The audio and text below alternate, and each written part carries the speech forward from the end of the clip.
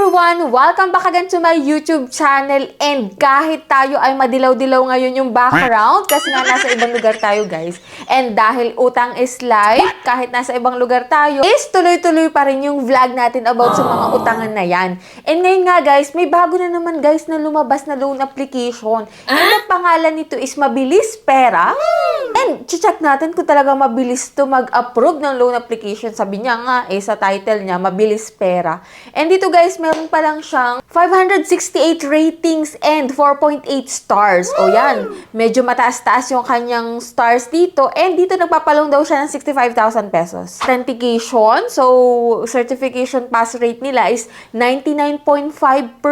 Complete functions daw and safe lending daw itong si Mabilis Pera. Yan, professional daw yung team nila, and online is 24 hours a day yung kanilang customer service. So, kahit anong oras daw pwede ka mag-apply dito kay Mabilis Pera. So, hindi ko alam kung panibagong palit na naman to ng mga pangalan. Kasi, di ba, yung mga bagong loan application ngayon, papalit-palit lang ng pangalan. Tapos, aakalain ng mga bago pa lang dyan naglo-loan sa mga loan application na bago yung loan app na yun. Kasi bagong pangalan, bagong itsura ng application. And ito nga, guys, no, i-vlog natin siya, sisilipin ko siya para sa inyo, at titignan natin kung ito ay lumang application na nagpalit ng pangalan or talagang bagong loan application.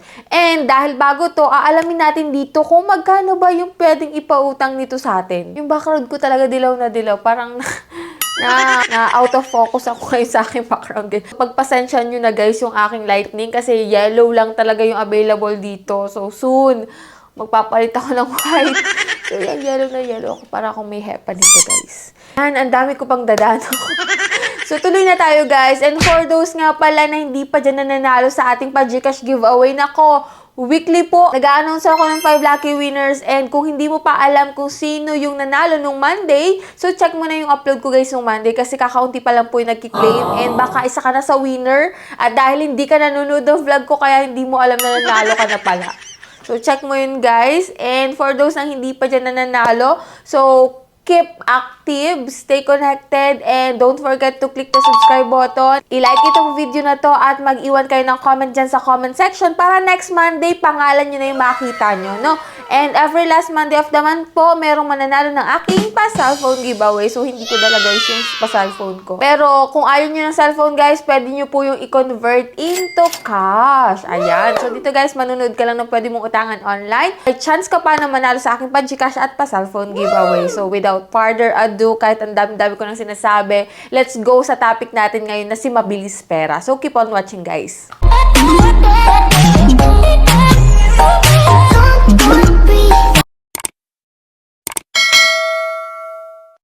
So, disclaimer, no, hindi po tayo agent or promoter nitong si Mabilis Pera. Hindi po porket binlog ko siya, ay nire-recommend ko na kayong umutang dito. So, sisilipin ko siya para sa inyo, uutangan ko siya para sa inyo, para alam natin kung anong meron sa kanyang application, kung okay siyang utangan, at kung magkano yung mga interest na ibabawas sa kanya. At, ang mahalaga dun is magkano ba yung pwede nating ma-receive dito? Buo ba? Or halos kalahati na lang? Yan yung aalamin natin, no? So, yan guys, ipapakita ko na sa inyo yung aking screen recording ng pag-loan ko dito kay Mabilis Pera. And ito nga guys, no, sa kanyang mga ads, yan po yung mga sinasabi dyan, 65,000 maximum loan amount. Anyways, i-click ko na sa inyo yung screen recording ko. So, pagka-open mo ng app niya, 65,000 talaga. And then, may 180 day daw siya na loan term.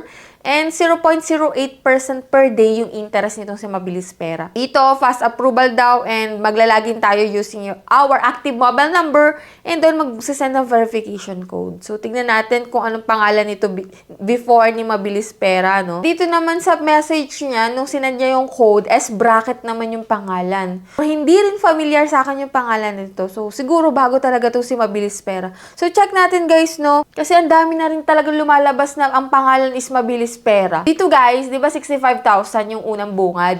So, nung nag-register ako, naging 8,000 na lang po. So, ibig sabihin, yung maximum loan amount dito is 8,000. So, tingnan natin, click natin yung apply, guys. And ito po yung mga fill upan dito. Kaya kung ikaw ay tamad mag-fill up dyan, or ayaw mo magbigay ng information mo, so, panoorin mo tong video na to. No? So, dito nga, authentication yung una, which is ito nga yung mga recommended ID type dito. UMID, driving license, passport, TIN, SSS, voter ID, health card, national ID. Kung wala ka naman nun, pwede rin naman yung postal ID, PRC, and pag-ibig. Yan po yung mga pwede ditong ID nun. After nun, fill upan mo na itong personal information mo, job information, contact information, need po nila guys dito ng 5 contact number, which is siguraduhin mo kung sino yung 5 na ilalagay mo kasi maaari nila yung tawagan or i-text, no?